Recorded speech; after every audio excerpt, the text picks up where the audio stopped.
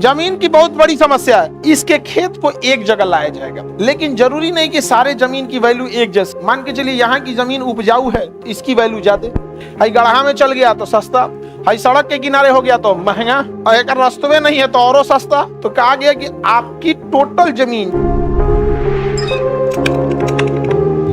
आजादी के समय प्रधानमंत्री का पद लेना सबसे स्ट्रेसफुल होता। आज आपके अगर यदि आपको भी प्रधानमंत्री बना दिया जाए ना, तो सचिव और डिपार्टमेंट इतना स्टेबल हो चुका है ना कि आप भी संभाल लेंगे। वो उतना नहीं है कि एकदम बढ़िया से संभाल सकते हैं, लेकिन हाँ डिपार्टमेंट इतना हो गया। वो अलग बात है कि अधिकारी चूना लगा देगा, समझा कि नहीं क्या, जेल भेजवा देगा तो आप ही को साइन इन करवा के जाइए यहाँ से। लेकिन स्टेबिलिटी हो गई है। लेकिन जब देश आजाद हुआ था ना, कोई डिपार्टमेंट फिक्स नहीं था।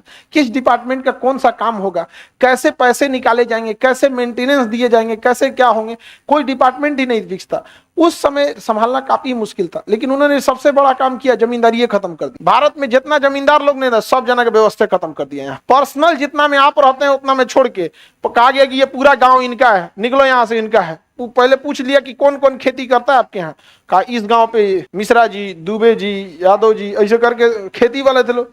कहा कि ठीक है, एक काम कर, जमींदारी खत्म, जो खेती करते हैं उन्हीं का। जमींदारी को क्या कर दिया गया, समाप्त कर दिया गया। इतना टफ डिसीजन था जिसका कोई हद नहीं। लेकिन आजादी मिलते नहीं किया जवाहरलाल नेहरू, अंग्रेजवा से मिल जाता सभी जमींदार जाके, कहता तुम ही ठीक था। Oh my God, come my friend, help me, जमीन जई तो जमींदारी क्या हो गया, समाप्त हो गया। ये गलती, ये चीज पाकिस्तान नहीं सुधार पाया। पाकिस्तान में आज भी जमींदारों की संख्या बहुत ज्यादा है, बहुत। एक के जमीन में 3 गो जिला आ जाता है। ऐसा ऐसा जमींदार है, एक ही जमींदारवा के अंदर में 3 गो जिला आ जाता है। सोच सकते हैं क्या हाल हो गया वहां पे। तो उसने नहीं सुधार पाया। जवाहरलाल नेहरू ने क्या कर दिया, जमींदारी समाप्त। जमींदारी समाप्त करने के बाद चालू हुई चकबंदी की समस्या। तो अनुसूची 9 में भूमि सुधार जो था, उसको क्या किया गया, चकबंदी के तहत सुधारा गया। कहा गया कि देखिए इसके खेत को एक जगह लाया जाएगा, लेकिन जरूरी नहीं कि सारे जमीन की वैल्यू एक जैसी। मान के चलिए यहाँ की जमीन उपजाऊ है, इसकी वैल्यू ज्यादा, हाई गढ़ा में पड़ गया, जमीन नंबर ए है, आदमी नंबर ए है, इसका ये जमीन उपजाऊ है तो महंगी, हाई गढ़ा में चल गया तो सस्ता, हाई सड़क के किनारे हो गया तो महंगा,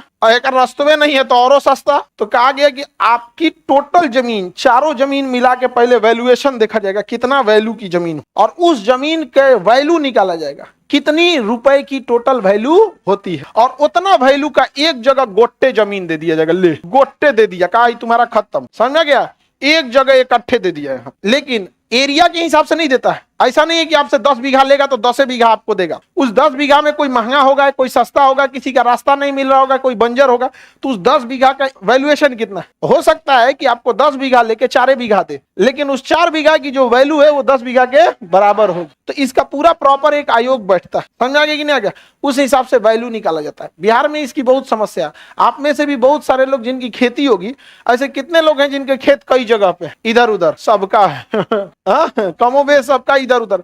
ऐसे कितने लोग हैं जिनका बड़ा जमीन है और एक ही पास है, हाथ उठाइए। बहुत कम। कितना जमीन है आपका, 7 की 60?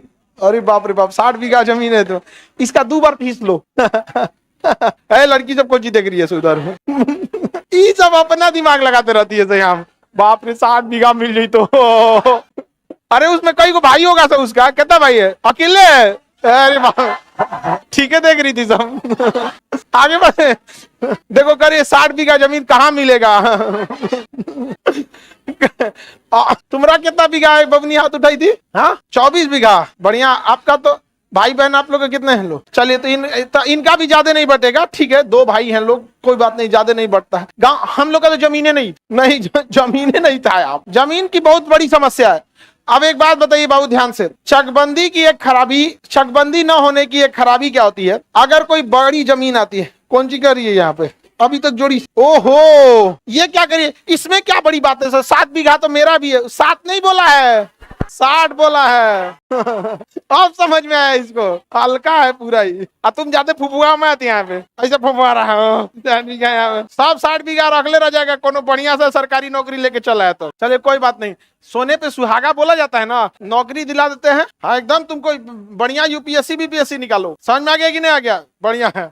अरे और डिटेल मत बताओ, सब उधरे ध्यान दे रही है सब। हाँ चलिए आगे बढ़ते हैं। आप इधर कुछ टंगवा दो जी, इधर करकट तिरपाल उरपाल। चलिए अब ध्यान से समझिए, चकबंदी होने से एक फायदा ये होता है कि बड़ी फैक्ट्रियां जब आती है ना, तो बड़ी फैक्ट्रियों को ज्यादा जमीन जरूरत। अब चकबंदी अगर नहीं हुआ है तो उसको अगर मान के चलिए एक आदमी का 100 बीघा उसको जमीन चाहिए, तो किसी एक आदमी का 100 बीघा है तो टेंशन खत्म, उसको एगो को दिया खटाक से काम खत्म, सस्ता भी पड़ेगा। या फिर मान के चलिए कोई बड़ा बड़ा जमींदार मिल गया, किसी से 60 बीघा किसी से 50 बीघा ले लिया तो निपट गया। यहाँ पे आए तो नहीं बिहार में जमीन खरीदने, 2 कट्ठा तू दहो, 3 कट्ठा तू दो, 100 ग्राम तू, पाव भर तू, पाव भर 100 ग्राम खरीदते खरीदते ओकर कचहरी में दौड़ते दौड़ते हालत खराब हो गया। आज इनसे 2 कट्ठा लिखवा रहे हैं, कल उनसे 2 कट्ठा लिखवा रहे हैं, तले ओकर कोनो चाचा के केस कर दिया ना, हमारे में होलो आधा कट्ठा, बीचवा में कोनो मुकदमा वाला निकल गया, एकर हम ना बेचेंगे, परदादा की आखिरी निशानी।